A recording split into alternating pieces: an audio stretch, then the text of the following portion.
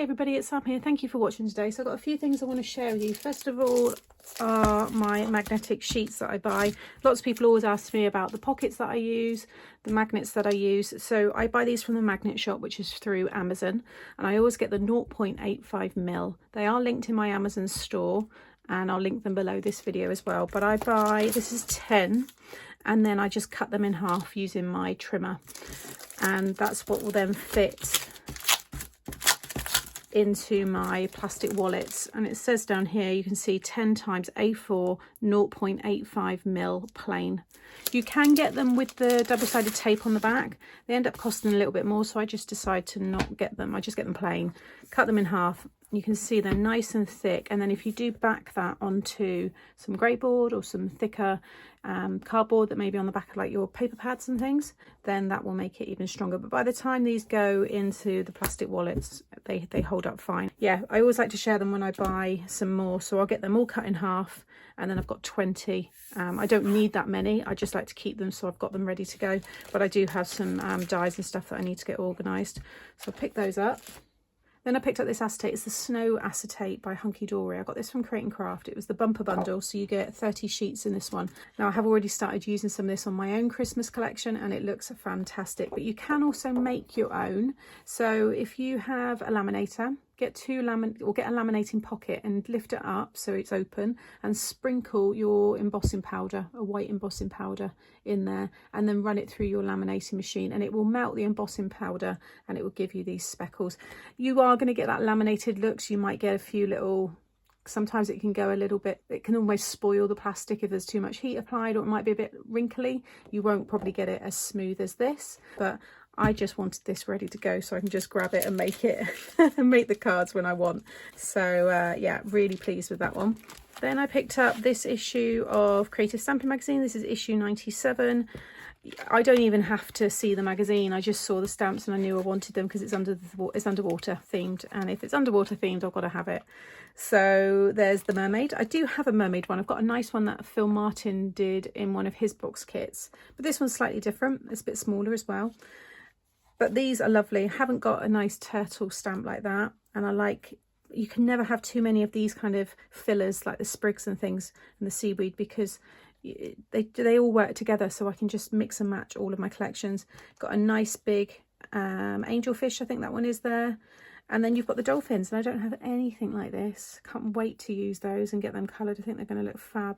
And then these here, look at the size of the octopus. These two here are by Stampendous, and you've got that lovely group of the jellyfish there as well. So it's just some really different stamps. And you also had a bonus gift, and that was the 5x5 embossing folder with the waves. So again, another nice one to add. So yeah, issue 97, I'll just give you a little look here so you can kind of see, look at the turtle there. Looks really nice. I love that card idea actually. Here we go. Oh, there it is. Aperture easel card. I think that's really nice. Love the way they've got the octopus looking like it's crawling out of that circle there. I think that looks great. And there's the dolphins there, which have been done by Ruth, and that's a tent style card. They look nice on a swing. Actually, my swing cards, that would look really nice. Quite like that idea. So there you go, just a few little ideas there. But yeah, issue 97, I'll link it below if it's still available. I also got this box here. So this is the Papercraft Society. This is kit 21 by Helen Griffin. I have just done an unboxing video for this, so I'll link it up there if you want to have a closer look as to what's inside, because I'm not going to do all that now. But yeah, I've got that one to play with. Also, if anybody missed my unboxing of my own kit, so I've just recently released this one. This is box 24, which I designed. This is the Christmas box, and the subscription is open for this. So I'll link that unboxing video up here.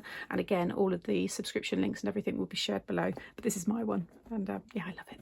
And then I've got cardstock left to show you. So I went to Chaplin's, which is my little shop near me, and I got this red here, and it's a proper real Christmas red. I was saying, I think, and maybe my last, what did I get, or the one before that, you want to be getting your Christmas kind of colours and papers now, because by the time you get to Christmas, it's always gone, especially those traditional, the reds, the greens, your silver mirrored card, all those kind of things. Grab them now.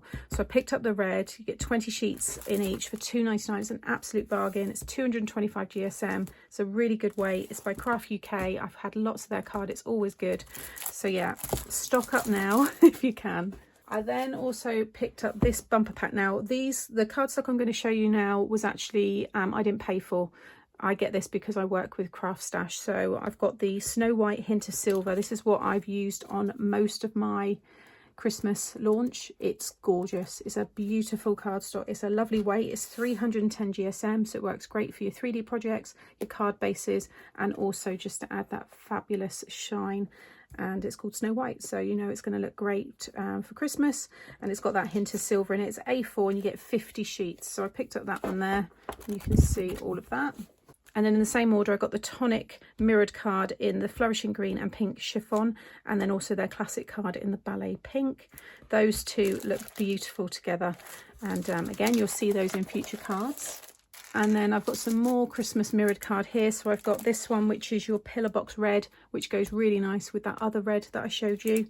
This contains 20 sheets. It's their Mirror card, and that's the Hunkydory range. Then I also got the Emerald Green. Gorgeous, absolutely stunning. And again, 20 sheets in that one. And this one here is the Fuchsia Pink. Oh, there's the thing, it fell out.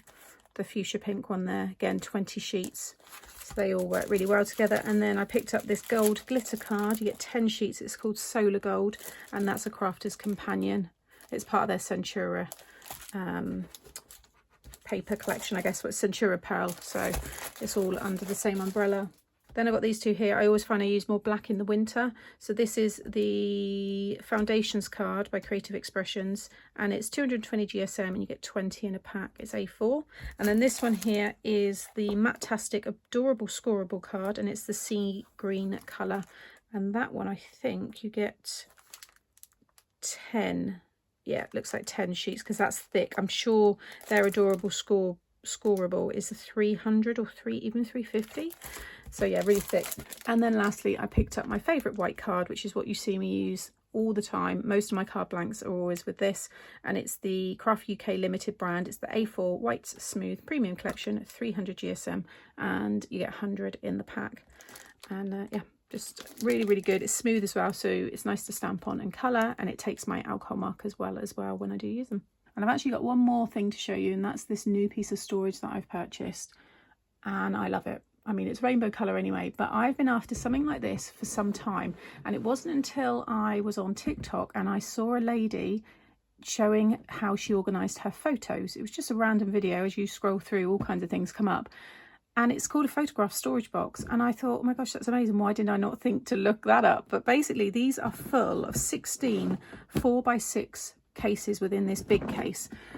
And I wanted something to put all of my own collection in. So all my Made to Surprise, when I do the launch or just when I have a new collection, I like to stamp and die cut lots of stuff and then have it ready to go. Whether I'm doing a tutorial or if I'm doing a launch or a craft along, I've got it ready to go. Now I did do these here, which I love and I still use, and I'm going to pop different things in these.